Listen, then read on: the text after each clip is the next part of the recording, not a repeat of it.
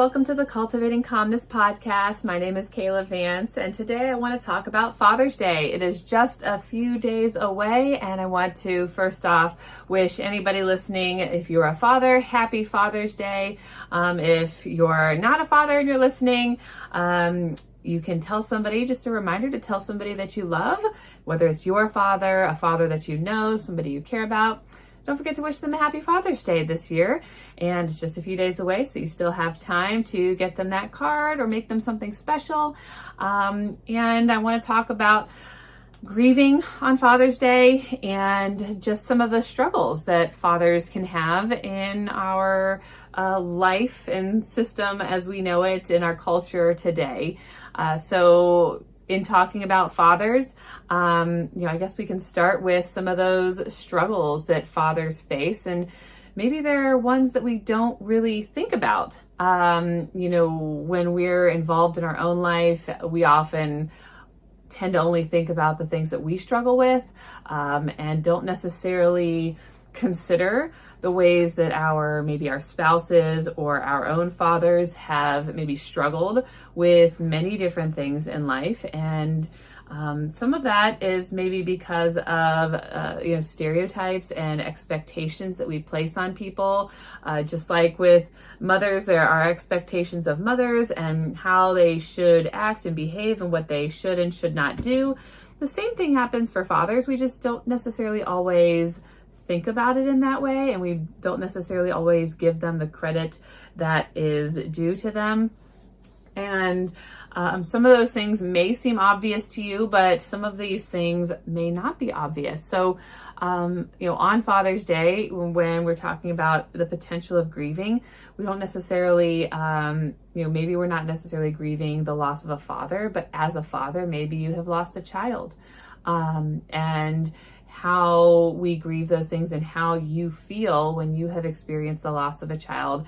That's not often as thought about as much as the maybe more obvious parent, being the mother who has birthed a child. You often look to the mother and worry how she's doing, but we don't necessarily often look to the father and wonder how he is doing and worry about his grief and his loss and what he has experienced when those types of things have happened. So they can experience, infertility just like a female can. If they're trying to conceive a child with their wife or their partner and you haven't been able to, there is a grief in that, there is a loss in that, and not being able to have that child that they also want. Men can also experience postpartum depression, and symptoms may look a little different, but they can still feel depression, and they can still feel down and unmotivated, and those things can happen after the birth of a child for men too. And we don't often think about that. We don't look at men as maybe being able to, or maybe sometimes even people show that they don't care. It's that stereotypical, hey, man up, and you just gotta suck it up and get used to it.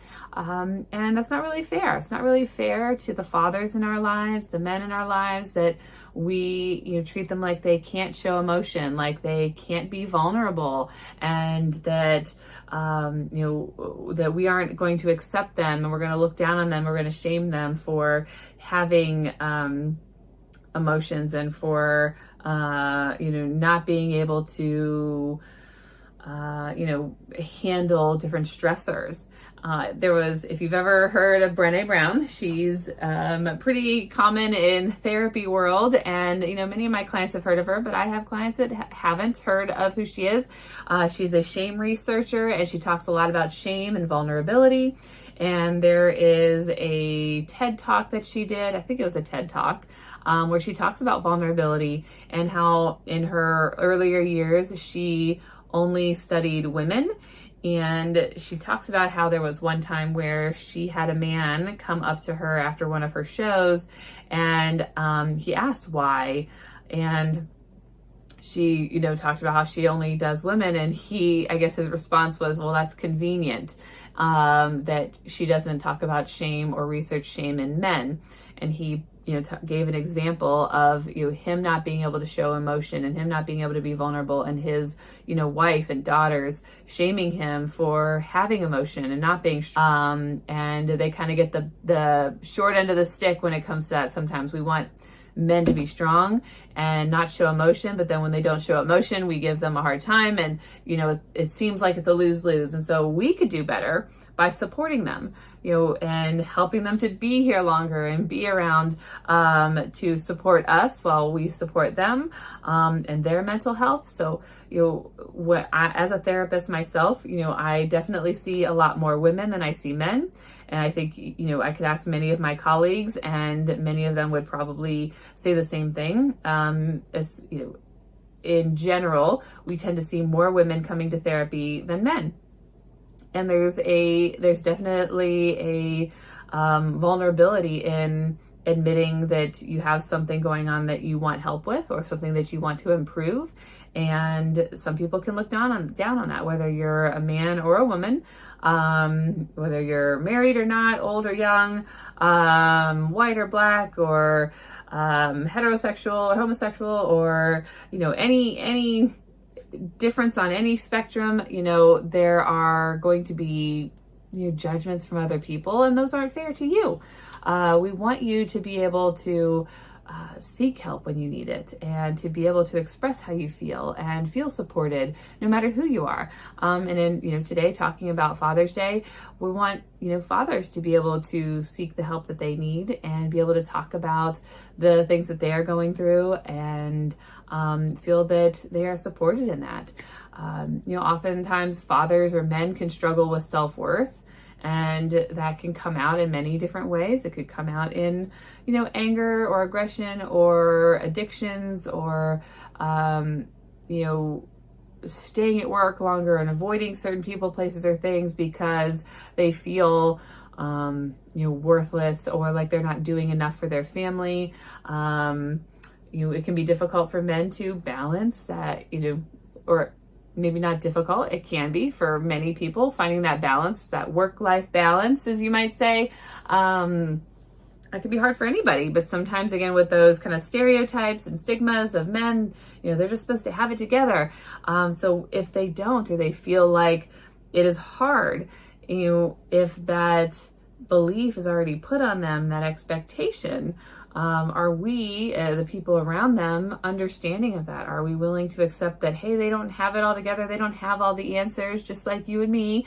We don't always have the answers, and to be able to have that support and to help them, even myself, could do a better job of supporting the dads and the fathers and the men in our lives.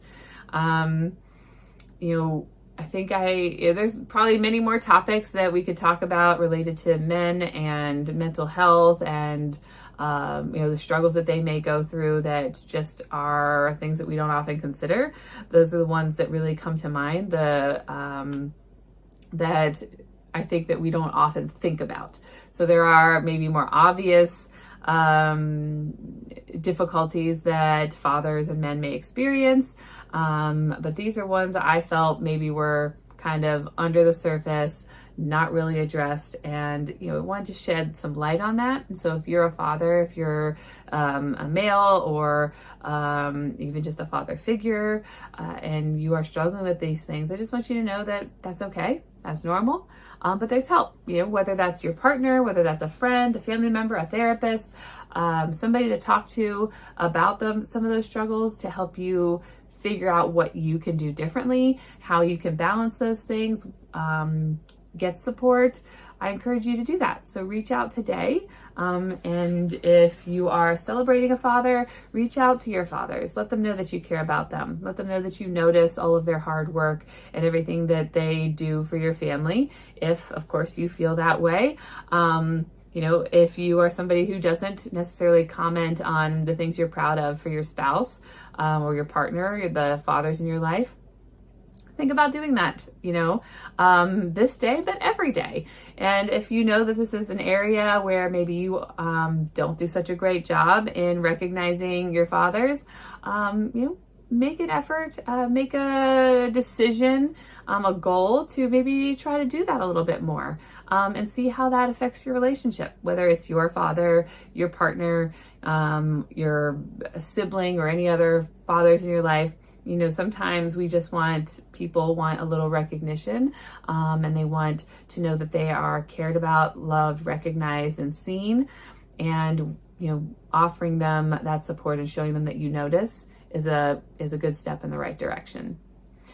Now, for grieving fathers on Father's Day, and again, it's not just grieving like the loss of a father. If you are a father and you have experienced loss, maybe that's your spouse or your own father, or not being able to have children, or a loss of a child. All of these ways are ways that people often grieve on and around Father's Day, or even thinking maybe a little more outside the box. It could be fathers who, like I did mention, like lost a spouse. And so you're celebrating Father's Day, but maybe you didn't get to celebrate Mother's Day, because the mother of your children is deceased or not present. Maybe you're a single dad, and maybe you are trying to do things on your own, and maybe you do or do not have support. There's a lot of grief and loss in all of those situations. Divorce, if you are divorced and you weren't expecting to be divorced. I always talk to my clients and say, I don't think anybody goes into marriage hoping or expecting to get divorced. Maybe there's a few outliers out there that do, but most people go into marriage wanting to be married and wanting to be with their spouse. And so going through a divorce can be very difficult, or a separation of any kind. So, those are losses as well. Having children maybe that are distant, or maybe you have a not so great relationship with your children right now, that can be difficult. Or if you're a child and we're talking about Father's Day, if you have a difficult relationship with your father, this can be a difficult holiday or time for you. So maybe it's not that your father has died, but that he's never been present, or he's not present now, or you're in the middle of an argument, or, any number of factors could be going on right now. And, it's okay to grieve. It's okay to feel whatever you're feeling, whether it's happiness, sadness, anger, frustration, disbelief, hopelessness. Any of those feelings are possible, and I just want to normalize that for you. But I also want you to figure out and decide, or think about ways that maybe you want to celebrate Father's Day in whatever way that means for you. So if you have lost a father or lost somebody, and whether it's you as a father are having difficulty because of a loss, or whether you are trying to celebrate Father's Day, but your father isn't present and you don't personally feel like maybe you have anybody to celebrate. Maybe there's somebody else you can celebrate. So if there's, your own father is missing, is it a father-in-law? Is it an uncle? Is it a friend? Is it a male figure in your life? Maybe they were never a biological father, but maybe they played a fatherly role in your life. You can celebrate them. You can talk to that person. You can recognize that person. So those are, that's a way to celebrate Father's Day in a way that may be meaningful to you. So that's what's important, is really what makes it meaningful to you celebrating Father's Day this week. There's lots of things that you can do. And if you were listening to my Mother's Day podcast, you could do any of those things. I'll repeat some of them here. But it's finding a way that is special or meaningful to you. And maybe that means you don't celebrate at all. That's okay. If that's what is going to be helpful for you, that's okay. There's no judgment. And unfortunately, maybe there will be people that might judge you. I'm not judging you. If you have nobody to celebrate, or you have nothing you feel like you want to celebrate, that's okay. Find something that's worth it for you, that fills your cup, that brings you joy, even if it means getting away from everybody who is celebrating. But if you are wanting to celebrate and your person isn't here, or you're feeling a little down, Some things you can do might be to write a letter. There are lots of journal prompts out there. So actually just received an email from the group called What's Your Grief? And they talk about, they sent out a list of different prompts. So if you like to journal or write, you could answer these prompts in relation to Father's Day. And so doing some kind of journaling or writing could be helpful for you. Writing down memories, sharing memories of your person. Again, if it's as a father, sharing memories of your children or about your father, or the person that is special to you. So sharing those memories. Maybe it's visiting a place or going to a place that reminds you of your person. Sometimes that's a cemetery if they are buried there. Doesn't have to be a cemetery. It could be a special place that reminds you of your person, of your dad. Maybe there's no special place that reminds you of your dad, but it's a special place where your dad liked to go. Or, maybe it's a sports team. And so maybe you do something sports related. You go visit the stadium or walk by it or watch an old, football game because you know that that's something that your dad liked and it reminds you of them or your person. You can create or add to some kind of memory box. Especially if this is like maybe a fresh loss and something new, a newer loss that you've experienced. Sometimes it's creating those spaces to allow you to remember your person in a special way where it's maybe contained. So some people will have shelves where they put everything up about that's specifically for their person. Maybe it's a picture on the wall and you add decorations around it. Maybe it's a memory box where you decorate it and everything that belongs to that person or things that you do to remember that person go inside the box. So that's something you could do. You could do with your kids. If you have a child that's maybe grieving the loss of their dad, you could help them do any of these things as well. Maybe you go eat his favorite meal, wear his favorite color, wear his cologne, or do the things that he would do, wear his shirt. Maybe you start to create some kind of memory blanket or memory animal where you use some of his clothing. So I know I did that I've done that for some family members. I've saved clothes from other family members to give so that there are animals that they can remember loved ones by, some that have already passed away and some that have not passed away, but we would still have those like memory animals for them in the event that they do pass away. Draw a picture of your person, look at a picture of your person, share memories, watch old videos, listen to voicemails. Some of these things can be triggering for people and maybe not be enjoyable, but sometimes these things, even though they bring tears, are happy memories. Being able to hear somebody's voice you haven't heard in a while can be an enjoyable experience and a sad one all mixed together. Really any of these things are about you and what's going to help you heal and what's going to bring you some peace. And so it doesn't have to be what somebody else wants you to do. It can be what you want and what you feel is right. So on this Father's Day, if you are grieving, my heart is with you and I'm thinking about you, and I hope that you can enjoy this day and find something meaningful and special for you in whatever way that means for you.